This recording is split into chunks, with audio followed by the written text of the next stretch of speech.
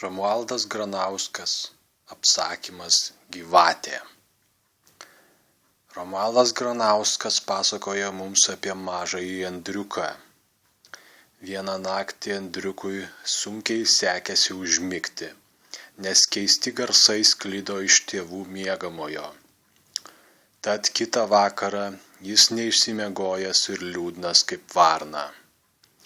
Bet jo tėvas rimtas vyras ir varnų negano, todėl nesupranta Andriuko jausmų.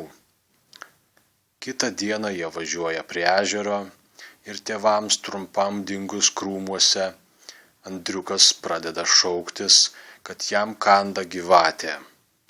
Tėvas išsigandęs atbėga ir puola sūnaus gelbėti.